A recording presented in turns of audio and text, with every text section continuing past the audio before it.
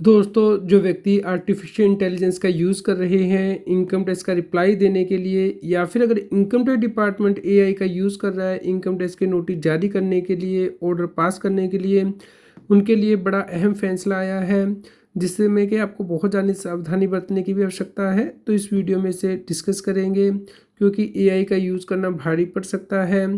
दोस्तों, income tax के regular update के लिए आप CA Satbir Singh YouTube channel को सब्सक्राइब कर लें, ताकि आपको रेगुलर अपडेट मिलते रहें।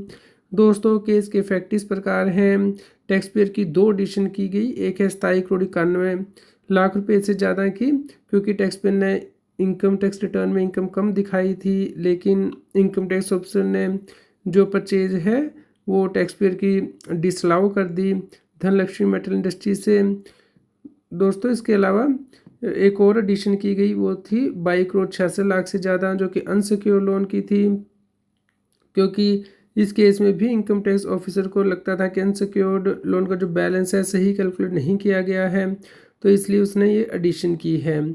दोस्तों, इस केस में सप्लायर को भी नोटिस जारी किया था इनकम टैक्स डिपार्टमेंट ने कि उससे परचेज की गई है, इसके बारे में कंफर्मेशन दें।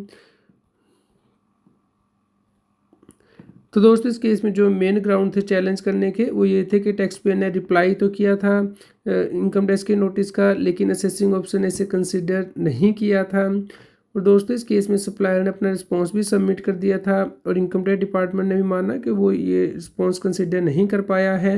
इसके अलावा दोस्तों, जो मेजर इशू था वो ये था कि इनकम टैक्स ऑफिसर ने यहाँ पे 3 इनकम टैक्स के केस लो को रेफ़र किया, लेकिन वो केस लो एग्जिस्ट ही नहीं करते थे। जी हाँ दोस्तों, हो सकता है कि इस केस में जो इनकम टैक्स डिपार्टमेंट है उसने आर्टिफिशियल इंटेलिजेंस का यूज़ किया हो केस लो को स्टडी करने के लिए, लेकिन वो केस लो एग्जिस्ट ही नहीं करते थे। तो यहाँ पे कोर्ट के द्वारा कहा गया कि इस केस में ब्लाइंडली इनकम टैक्स डिपार्टमेंट के द्वारा एआई का यूज़ किया गया है। तो हम आपको दिखा देते हैं जो वर्डिंग यूज़ की गई है कोर्ट के द्वारा। यहाँ पे कहा गया है कि जो 3 डिसीजन अप्लाई किए गए हैं वो एग्जिस्ट ही नहीं करते हैं। तो इनकम टैक्स डिपार्टमेंट ने ये डिसीज़न कहाँ से लिए, इसके बारे में उसे बताना होगा। तो यहाँ पे क्योंकि income tax department constitutional function exercise करती है, तो अगर वो किसी केस लॉ को कोर्ट कर रही है तो एग्जिस्ट भी करना चाहिए। तो इनकम टैक्स डिपार्टमेंट की ये ड्यूटी बनती है कि वो केस लॉ को क्रॉस एग्जामिन करे कि क्या वो एग्जिस्ट करते हैं या नहीं। तो दोस्तों, इस प्रकार अगर आप भी एआई का यूज़ कर रहे हैं तो कई बार वो ऐसे केस लॉ दे देता है जो कि वो खुद ही बना देता है, और वो एग्जिस्ट ही नहीं करते हैं, कभी किसी को ने डिलीवर ही नहीं किए होते हैं। तो आपको बहुत ज़्यादा ध्यान रखना है कि जब आप एआई का यूज़ कर रहे हैं इनकम टैक्स के नोटिस का जवाब देने के लिए, या टैक्स डिपार्टमेंट यूज़ कर रहा है एआई का इनकम टैक्स के ऑर्डर पास करने के लिए, तो जो भी डिसीजन आप कोर्ट करें वो एक्चुअली एग्जिस्ट होने चाहिए। तो इस केस में क्योंकि ये डिसीजन एग्जिस्ट ही नहीं करते तो इस प्रकार कोर्ट के द्वारा इसके सेट असाइड कर दिया गया है।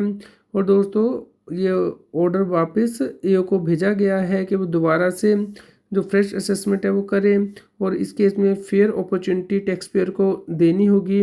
और अगर इनकम टैक्स डिपार्टमेंट किसी डिसीजन का यूज़ कर रहा है तो उस केस में कम से कम 7 दिन का नोटिस जो है टैक्स पेयर को देना होगा, ताकि उसके बारे में काउंटर अपना जो रिप्लाई है वो सबमिट कर सके।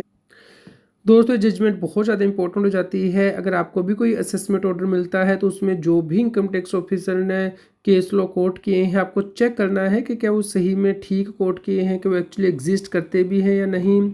इसी प्रकार अगर आप ऐसा कोई रिप्लाई बना रहे हैं तो उसमें आपको भी इस प्रकार की सावधानी बरतनी है, अदरवाइज कार्रवाई की जा सकती है आपके अगेंस्ट भी, अगर आप कोई फॉल्स केस लॉ कोट करते हैं। दोस्तों, आप इस जजमेंट को डाउनलोड कर सकते हैं। इसका लिंक टैक्सील.com की वेबसाइट पे दिया गया है और वीडियो के डिस्क्रिप्शन में भी दिया गया है। इसी प्रकार के रेगुलर अपडेट के लिए आप हमारे व्हाट्सएप चैनल को सब्सक्राइब कर लें। क्यूआर कोड स्क्रीन पे दिया गया है, लाइक और शेयर करें ताकि सभी लोगों तक ये जानकारी पहुंच पाए और वो इनकम टैक्स की कंप्लायंस कर पाएँ।